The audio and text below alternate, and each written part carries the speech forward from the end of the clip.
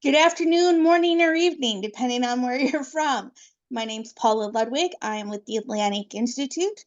The Atlantic Institute is a nonprofit looking for a peaceful world. That's our vision of a peaceful world.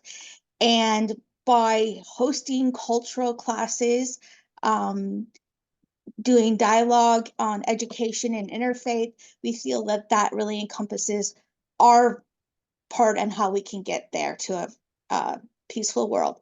I'm going to show you a short 2-minute video about the Atlantic Institute, and then I'm going to turn today's um, class over to our instructor who's going to make this wonderful chicken for us.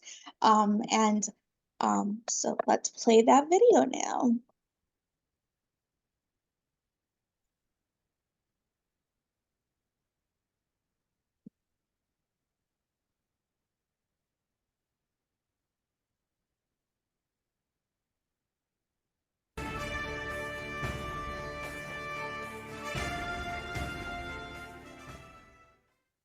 The Atlantic Institute is a nonprofit organization dedicated to promoting harmonious coexistence between peoples of various cultures, faiths, and backgrounds. We seek this goal through peaceful dialogue, education initiatives, and community organization. Our dialogue events bring together experts, community and faith leaders, and knowledge seekers to address social issues that affect us all.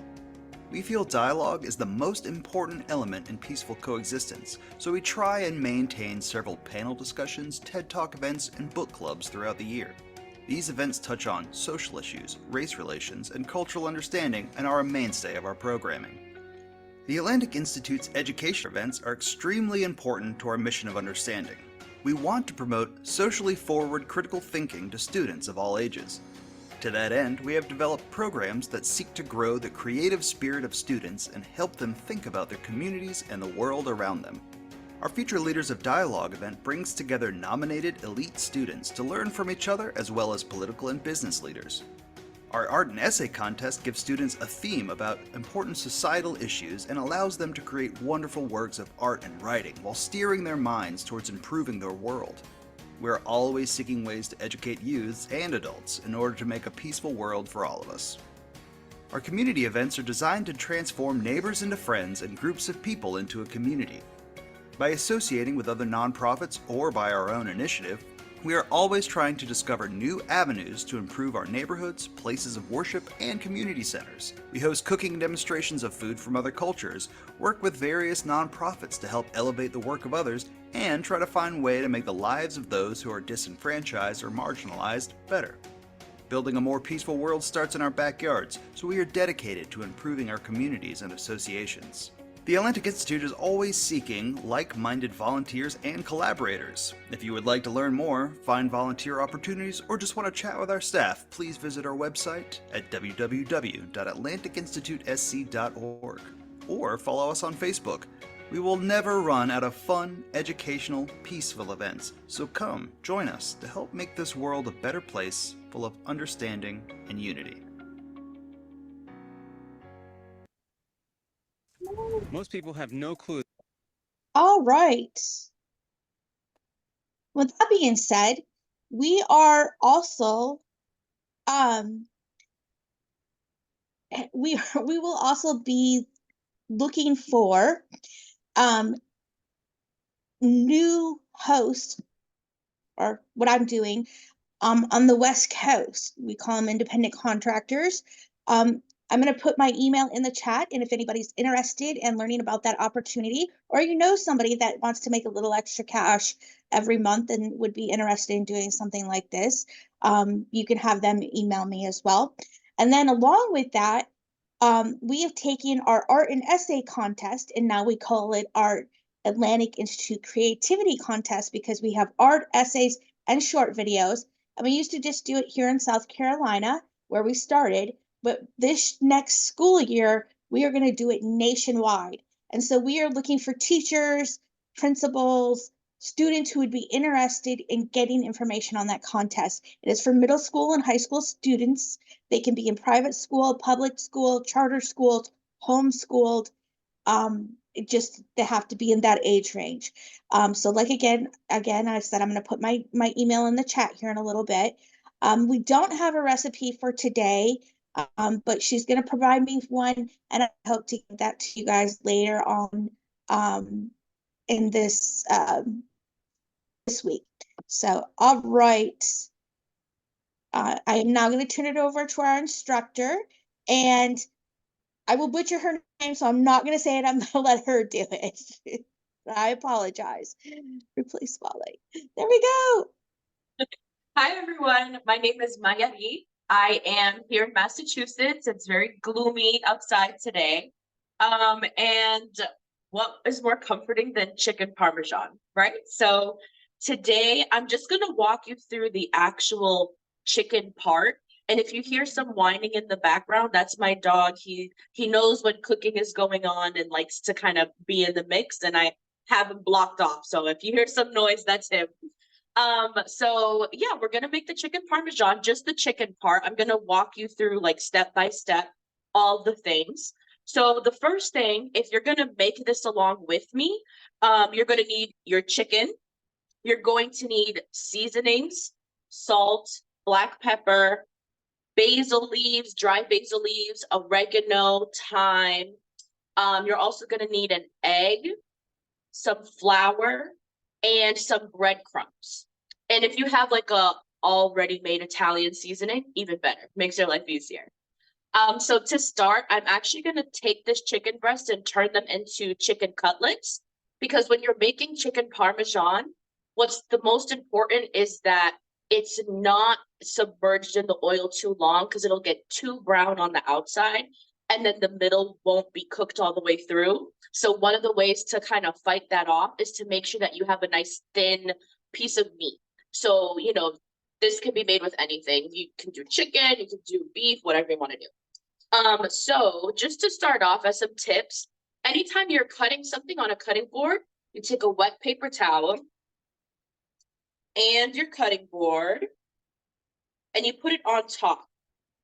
Some of you might know this, but the reason that you're doing this is so that your board doesn't slip and slide everywhere when you're trying to cut something. All right, so I'm gonna get some gloves because I don't want to touch raw chicken today. And I'm going to slice this chicken breast into some thinner cutlets. So here, I have my chicken breast, and I will show you guys how to cut them thinner. Let me just grab my knife, sorry. Here we go. So when you're cutting your chicken breast into a chicken cutlet, the first thing you want to do is just see where the thickest part of the chicken is. It's usually kind of, if you're holding it like this, the thickest part is up here. So you're going to put it up and down on your board, and you're going to take your knife and you're going to start at that end, and you're going to hold it flat down. You want to like really hold it down so that it doesn't slide. And you're just going to take your knife and just like kind of gently drag it through. It does take some practice, so, don't freak out. But here, you see we have a much thinner piece. And then I have this piece here, right? So I'm just gonna leave that here for now. If you're still doing it, take your time, don't rush. I'm just gonna toss this to the side.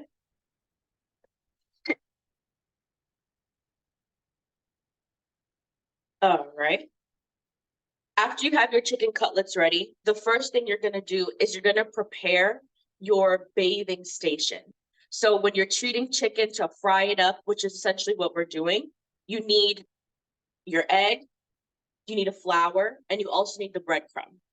And so the order that this goes is first is always flour, then it's the egg. I have a little bit of milk in there. You don't need it. I just had some, so I tossed it in there. And your breadcrumb. You can't see it, I know, but I'll move it forward into the camera so you guys can see. All right, so first thing I'm gonna do is take my flour. And we don't wanna have a lot of waste here. So I'm just gonna take about a third of a cup. Should be more than enough. And toss it right in here.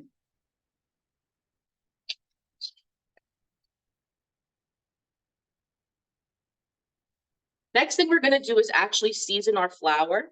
A lot of times when we don't season as we go, we tend to over season at the end when we taste our food and we're like, it needs more salt or it needs whatever. So if you season as you go, it'll always come out perfect every time. So I just have some coarse sea salt. This is about a teaspoon. Toss it right in there. Then I have some black pepper. I'm gonna take a half a teaspoon and toss it right in. If you have onion powder or garlic powder, now is a great time to put it in here. It should be in the flour. So I'm just gonna take it, mix it up so that it's evenly distributed in the flour. All right, and we're gonna put that here. Next is the egg. So you have your egg. Again, you can splash a little bit of milk in there, or just some water too. You just want it thin enough. And we're just mixing it.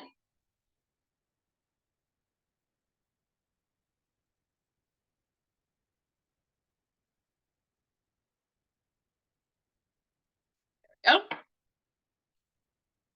And our last step is going to be the breadcrumbs. They want to know if you don't have onion powder or garlic powder, if you could use minced onions and garlic. No. So the reason is that it's gonna burn when you go to cook it in the oil, and it's going to cook the chicken unevenly. So yeah, not the minced, but if you have the granulated with like any kind of dried version would be better. Yeah, so if you try to use the minced one, it's gonna fall off and it's gonna burn up your pan. Mhm. All right, I'm gonna take some breadcrumbs. These are not seasoned breadcrumbs. These are just like regular panko ones. Doesn't matter. If you have seasoned ones, better. If you don't, no problem. So I just took about a half a cup. I put them on a paper plate. Let's clean up later. And also the garlic and onion powder isn't necessary. Just adds more flavor, but it's not gonna mess anything up. So I'm gonna season these breadcrumbs again. I'm gonna take the salt, some black pepper,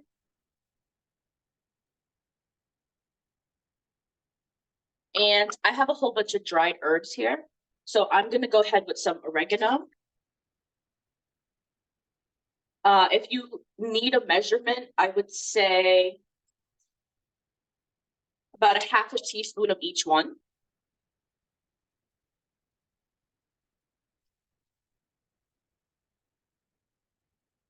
Some dried basil.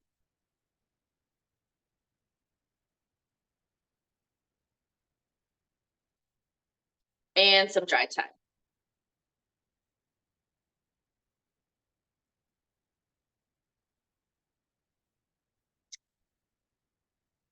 All right, so now we're gonna start our breading process.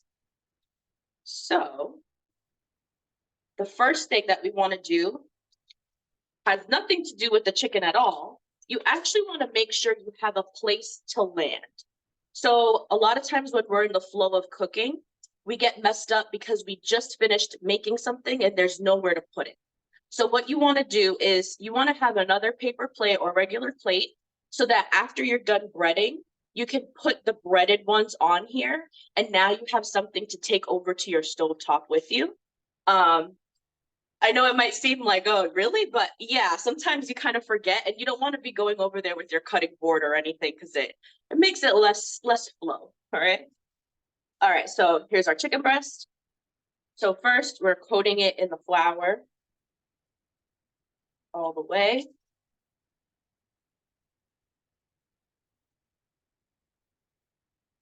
Right, now we're going into our egg wash.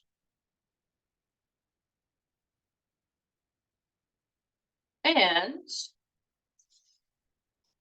last but not least, our breadcrumbs.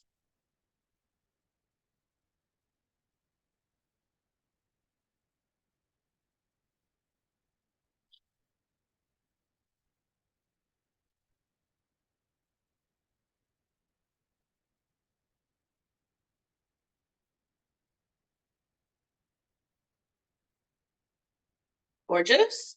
All right, and we'll set that one to the side. And if you're making a whole bunch, just go ahead and repeat the same process.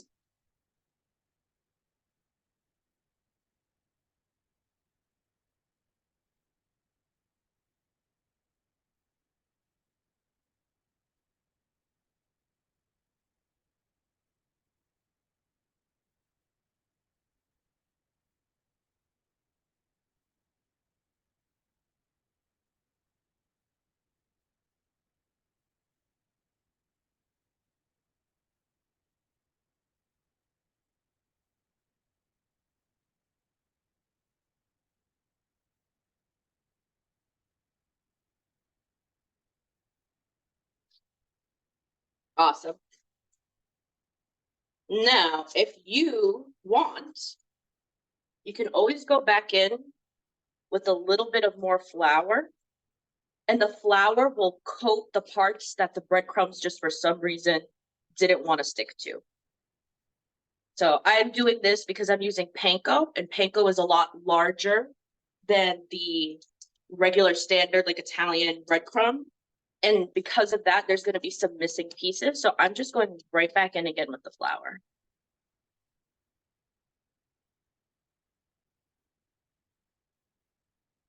All right.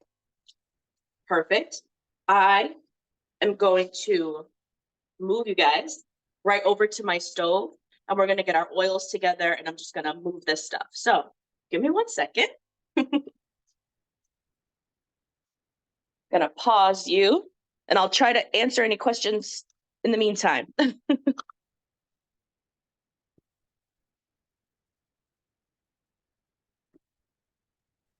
Want to know what the advantages of using panko breadcrumbs?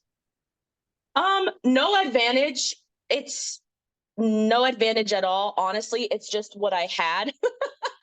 Italian breadcrumbs are the same. Panko is a lot lighter and a lot airier. So if you're looking for a less dense breading, then I would use panko, but it's really just a matter of preference.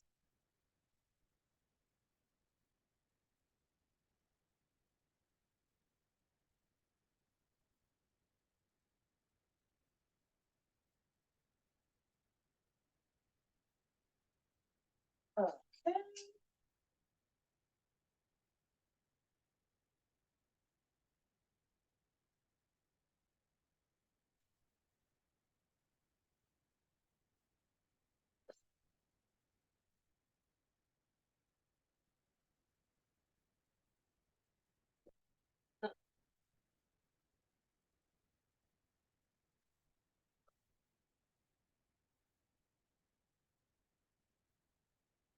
Okay, let's see. That is a terrible angle. Sorry, let me turn my camera. Here we go. Let's see. How is this?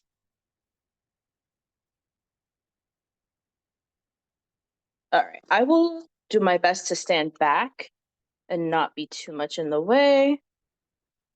I'll do my best to stand like this. Is this good? Can you give me a verbal if this is a good view?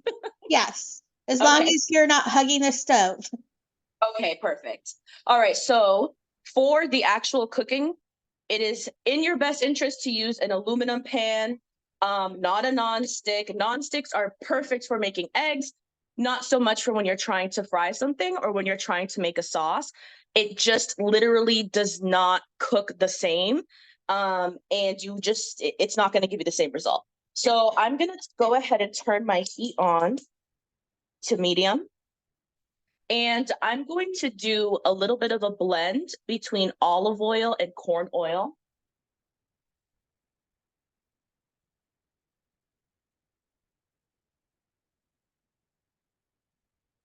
So a little bit of olive oil has a higher smoking temperature, and it also will add some flavor.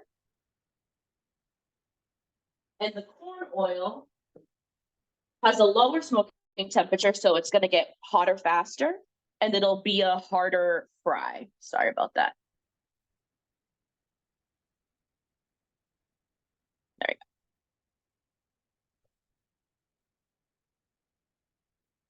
And you want to fill this up a lot. Essentially, chicken parmesan is just fried chicken. So you do want your oil to be enough that it completely covers the bottom and almost the top. And if it covers it all the way, even better. So we're going to let that heat up.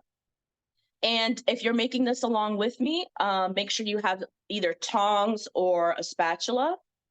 And also make sure that you have a clean plate to put down your cooked chicken on top of. All right. So this is going to take at least 2 minutes or so to get ready. Is there any other questions that I can answer in the meantime while the oil gets hot?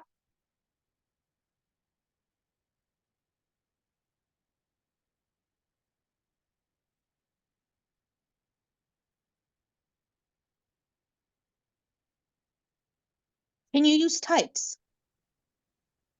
I'm sorry? It says, can you use tights?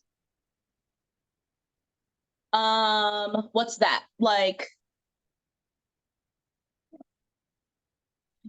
what is tights?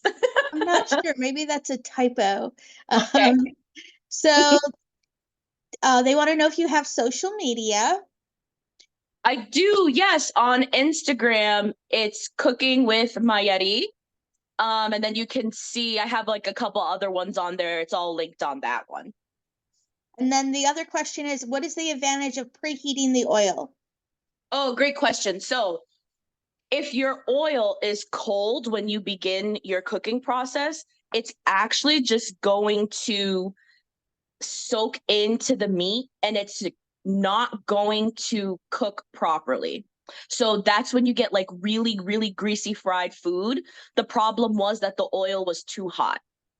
Opposite. The problem was that the oil was too cold. So when the oil is hot, as soon as you get in there, it's going to start cooking and it's not going to soak into the meat too much, and you won't have this overly greasy finished product. All right, so the tights part was actually, I think they meant to type in thighs, not tights. The upper part of the chicken. Yes, I think they.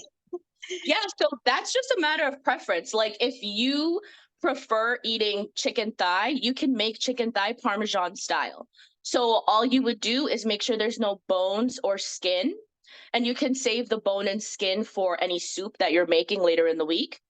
And you'll just flatten it out and season it the exact same way we just did, and you'll have it chicken Parmesan style. The taste will be a little different because the thigh meat is a little bit more flavorful, where the breast meat takes on flavor really well. All right, so my oil is hot enough. I'm going to go ahead and stick these in. So we have our breaded situation going on here. I'm just going to shake off any excess one last time. There's always excess. And we're going to go. And you see right when it started, it like immediately bubbled around the corners. That's what we want. We don't want it too hot, where as soon as you put the chicken in, it kind of explodes. You don't want that to cook. And then I'm going to shake it here, and I'll put this other one here.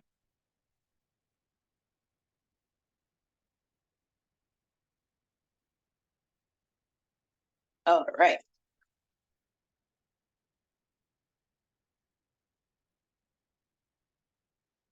I know I'm going to try to zoom in. I hope I don't ruin the camera. Okay.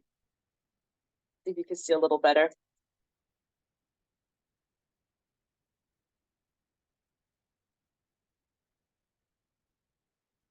So it's completely submerged except for like these little top parts. That's perfect. It'll actually give us a good indication as to how cooked the meat is.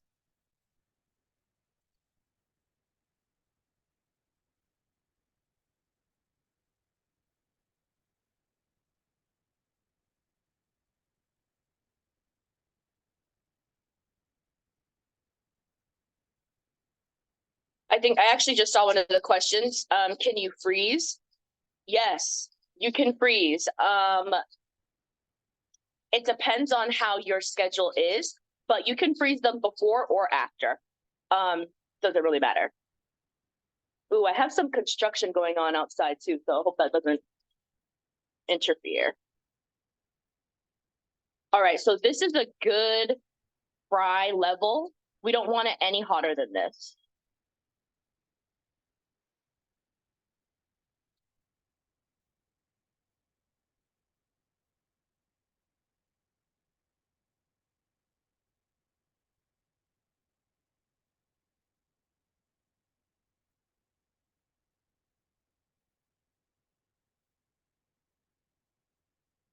And just take your time and be patient.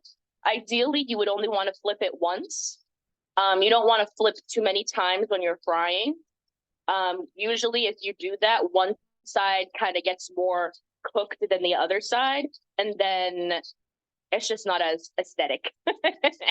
So you want to try to keep it to one flip.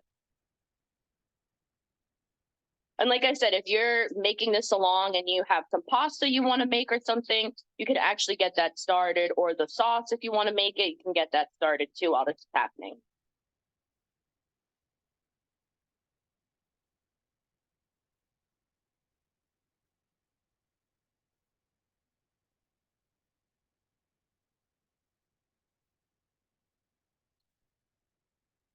I don't know if you guys can see, maybe not. Let me try to bring you in. If you can see a little, we're starting to get some color on the bottom that we can just barely see. Right here. You see we're starting to brown. That's good. We're getting there. And remember, we did cut these thin. So if you're using a whole chicken breast, it's gonna take a lot longer to cook. Actually, I recommend if you're gonna use a whole chicken breast and not a cutlet, that you actually fry and then finish in the oven. So if you're gonna use a thicker piece of meat, finish it in the oven. Don't try to do the whole thing on the stovetop because it will not cook and you will be very sad. They want to know if they could use turkey instead of chicken. Yes.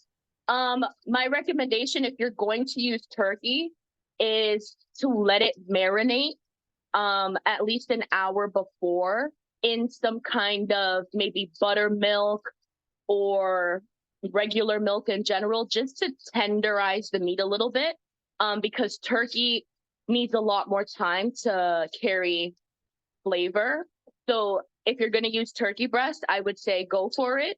Maybe just do some buttermilk marinade with the Italian seasoning. So dried basil, dried thyme, dried oregano.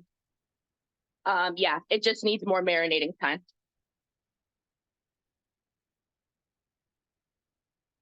All right, so I just want to, hopefully you guys can see, naturally, the chicken itself kind of popped up out of the oil. I don't know if you guys can see that. That's how you know that that side is completely cooked. So the food kind of talks to you, you know, it's like, I'm ready to be flipped. So here, we're gonna take it, flip it. And see if I can show you here. On this one, you see how we have like all this coloration creeping up into the middle, and the middle is really the only thing not cooked. That's when you know it's time to flip it. So now we're just doing our one flip.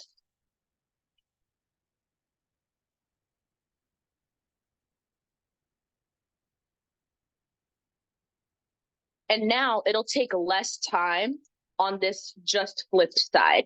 So this side is only going to take us about a minute and a half to 2 minutes instead of that, you know, 3, 4, almost 5 minutes on that first side. And of course, take your utensil and poke it. Does it feel firm? That's, you know, you're good. So final thing, again, if you're making this with me, make sure you have a clean plate to put your freshly cooked chicken on top of when you're done. So you're not wandering around with your hot pan.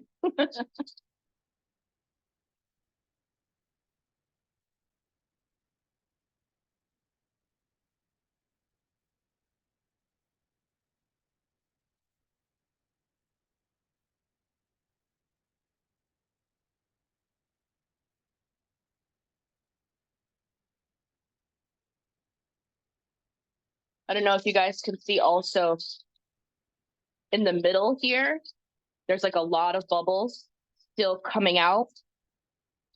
That's one way to tell that you're not quite there yet. When the bubbles start to slow down on the sides, that's how you know that you are at your goal.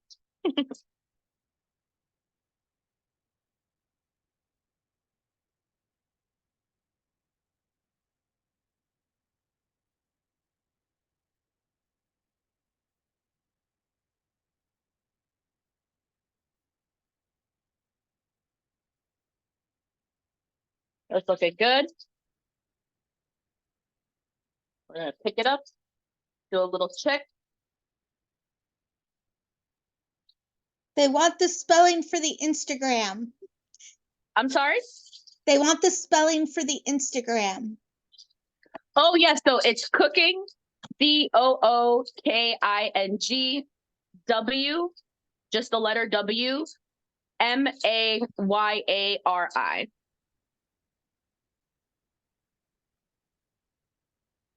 All right, so I don't know if you guys can hear like the actual frying, but if you notice, there's less bubbles now on this side, and there's only some really on this end here. So that means that this one is ready to go. So we got our clean pan, clean plate.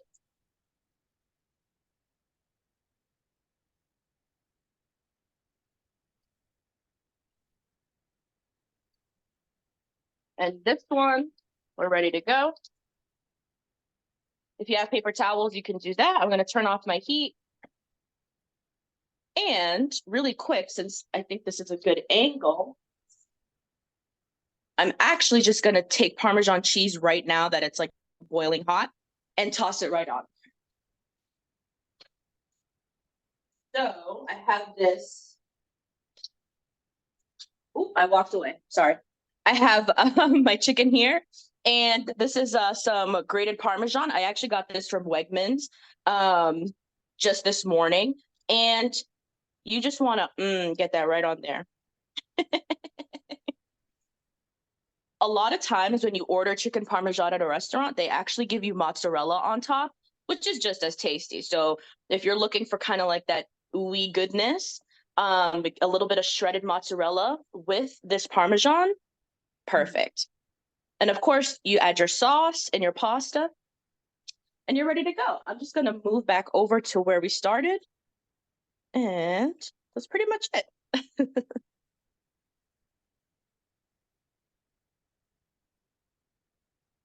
I don't know about the rest of you, but I'm ready to be there for lunch right now.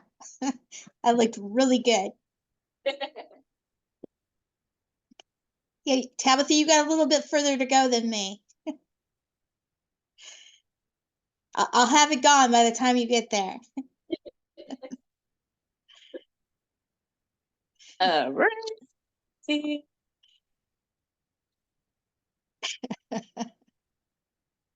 Hopefully. Okay, can you guys see? Nope, facing the wrong way. Here we are. Oh, you can see the cheese has started melting on it because it was so warm. That is awesome. Yeah.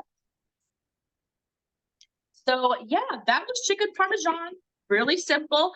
This is a perfect time also to add any fresh herbs. So if you have some fresh parsley, great time to add it. Of course, you're gonna put your sauce on top of this. But to the person asking about like freezing and kind of meal prepping this whole situation, 100%. I would take this, 100%, pop it in the freezer, and you know, it's ready to go. Like you can warm it up in the oven just a few minutes. Yeah, it's ready to go. So I hope you guys had a good time. I hope this was simple and made you ready to make chicken Parmesan yourself at home. It's really not too hard, and you can add it to anything. The turkey, you can add it to steak if you're trying to be fancy. Some of those like sizzle steaks. Yeah. So this video will be on the Atlantic Institute YouTube channel by the end of this coming up week if you want to watch it. In the meantime, we have over 200 videos out there to look at. There's cooking, there's uh, uh,